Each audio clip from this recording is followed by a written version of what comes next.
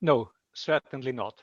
The influence of the international community on the Libyan actors is quite limited, even the influence of Turkey and of the United States. Nevertheless, the meeting of several of the most important countries with regard to Libya makes absolutely sense right now. After the failure of Stephanie Williams' last constitutional initiative to force, or let's say urge, the House of Representatives and the High Council of State to a consensus about the constitutional foundation for the elections, after the de facto decision in the struggle for the prime minister between Dabeiba and Bashaga, where Dabeiba succeeded, after the appointment of the new UN Special Representative and head of UNSMIL, Abdoulaye Badili, and after the louder voices inside Libya demanding decentralization based on the original 10 governorates, like, for example, by the Presidential Council Deputy Musa Al-Khoni, or the demands for the reinstatement of the former federalist constitution, they have quite a lot of topics to talk. So it makes certainly sense that they discuss their standpoints and potential way forwards right now.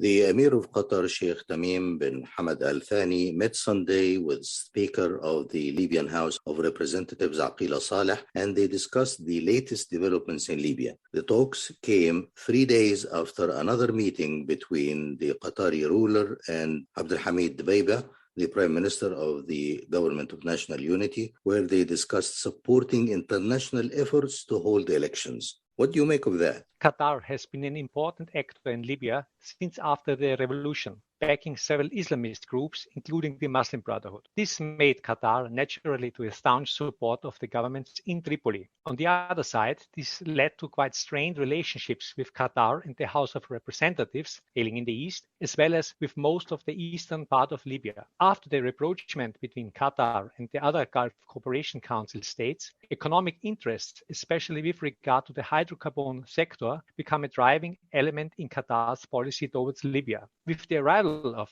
Libyan Political Dialogue Forum selected Prime Minister Dabeiba, with his special personal relationship to the Arab Emirates, the relationship between Qatar and Libya's government somehow cooled down. Consequently, Qatar favored a rival Prime Minister Fatih Bashaga in the struggle for the Prime Minister. After Dabeiba prevailed right now, it was time for Doha to get closer to Dabeiba in order to facilitate its economic interests in Libya. The meeting between Al-Thani and Aguila Saleh was aimed at improving the climate between Eastern Libya, the House of Representatives, and Qatar, and to somehow balance the contacts with Dabeiba. The UN support mission in Libya has warned against spreading fake news and disinformation in Libya, reiterating its call for all sides to avoid any actions or rhetoric that may threaten Libya's fragile stability. What prompted the mission to issue such a warning? Libya has always been a very fertile ground for fake news and conspiracy theories, especially about armed foreign interventions. Early September, a fake letter, allegedly from still acting head of